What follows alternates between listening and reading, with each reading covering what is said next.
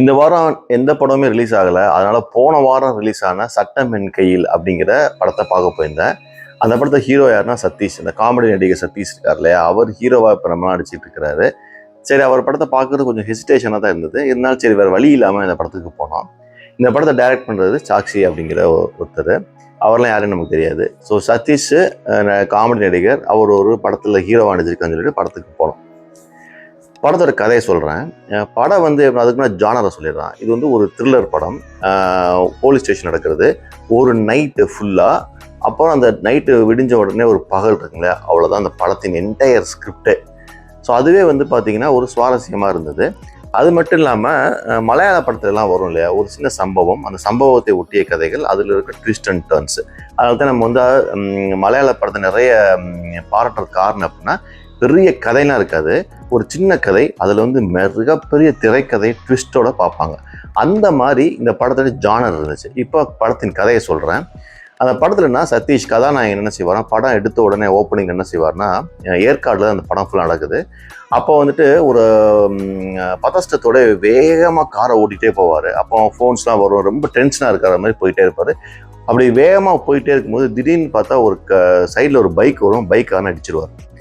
சரி, பைக்காரனை on the ஸ்பாட்டில் இடிச்சிட்டோமே அப்படின்னு சொல்லிட்டு போய் பார்க்க போகும்போது பார்த்தா அந்த பையன் இறந்துடுவான்.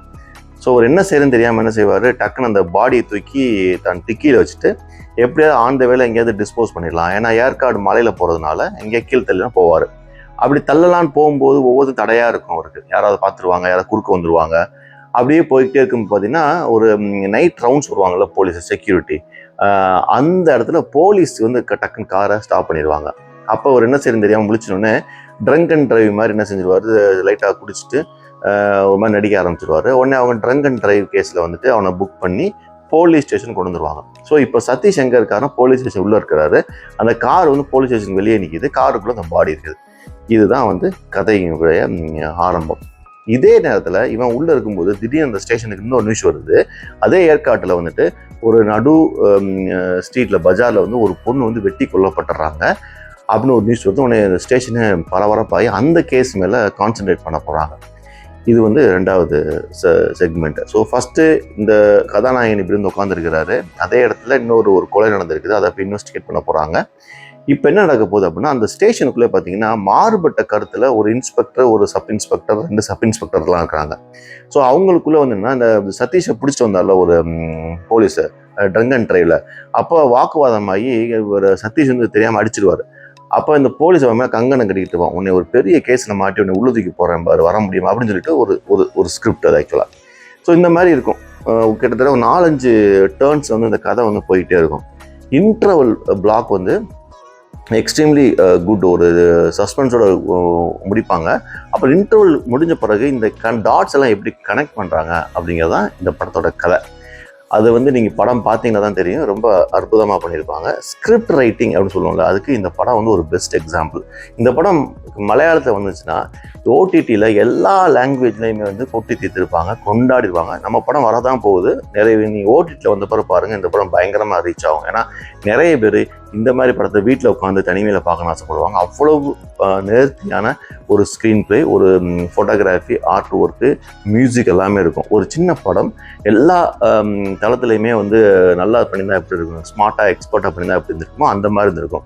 ஒரு இடத்துல கூட சதீஷ் வந்து ஒரு காமெடி நடிகர், அவர் வந்துட்டு இப்படி நடிச்சிட்டாரு அப்படின்னு சொல்லவே முடியாது. ஒரு சாதாரண ஒரு மனிதன் மாதிரி நடிச்சிருப்பாரு. அந்த கதைக்கு ஏற்ற ஒரு சாதாரண ஒரு கதாநாயகன் தான் சதீஷ். அதை நம்மளால் உணர முடியுது. அதுக்கேற்ற மாதிரி சில நடிப்புகள்லாம் ரொம்ப அழகாக இருக்கும். எங்கேயுமே ஓவர் ஆக்டிங் எதுவுமே கிடையாது. ஸோ இந்த மாதிரி படத்தை வந்து நீங்கள் வந்து எதிர்பாராமல் போய் பார்க்குறோம் இல்லையா, எந்த எக்ஸ்பெக்டேஷனுமே கிடையாது. இது என்ன டைரக்டர், இந்த மாதிரி கதை அப்படின்னு எதுவுமே கிடையாது. ஸோ நம்ம வாட்டுக்கு போய் பார்க்க போகிறோம். அப்போ ஒவ்வொரு மொமெண்ட்டுமே வந்து சர்ப்ரைசிங்காக இருக்குது. ஸோ இந்த படத்தின் மிகப்பெரிய சக்ஸஸ் என்ன அப்படின்னா, படம் ஆரம்பித்து ஒரு 15 to 20 மினிட்ஸில் நம்மளை கிரிப்பாக வச்சிடறாங்க, கதைக்குள்ளே போயிடுறாங்க, அந்த சஸ்பென்ஸுக்குள்ளே எடுத்துகிட்டு போயிடுறாங்க. ஸோ படம் எப்போ இந்த ரிவ்யூவில் எடுப்பாங்க, எப்போ சொல்ல வருவாங்க, எப்போ இன்ட்ரோல் வரும், எதுவுமே தெரியல, வேகமாக போய் கதை முடியுது. இந்த மாதிரி படத்தில் என்ன நம்ம பிரச்சனை வரும், கிளைமேக்ஸ் வந்து அவங்களால சரியாக செய்ய முடியாது. ஸோ கிளைமேக்ஸ் வந்து பார்த்தீங்கன்னா இந்த டாட்ஸ் எல்லாம் மிக அருமையாக நேர்த்தியாக வந்து பண்ணியிருப்பாங்க, நம்ம எதிர்பார்க்காத விதமாக. ஸோ படம் முடிஞ்சு வரும்போது ஒரு திருப்தியாக இருக்க மாதிரி இருந்துச்சு. என்னுடைய ஃப்ரெண்டுகிட்ட நான் லாஸ்ட் டைம் சொல்லியிருந்தேன், படம் அப்படிங்கிறது என்ன அப்படின்னா ஆரம்பத்தில் ஒரு நல்ல கோலம் போடுற மாதிரி. கோலம்னா என்ன, ஃபஸ்ட்டு புள்ளி வைப்பாங்க. புள்ளி வச்ச பிறகு அந்த டாட்ஸ்லாம் கனெக்ட் பண்ணிக்கிட்டே வரும்போது ஒரு அழகாக அவுட்புட் வரும். அதே மாதிரி தான் ஒரு சினிமாவின் திரைக்கதையுமே.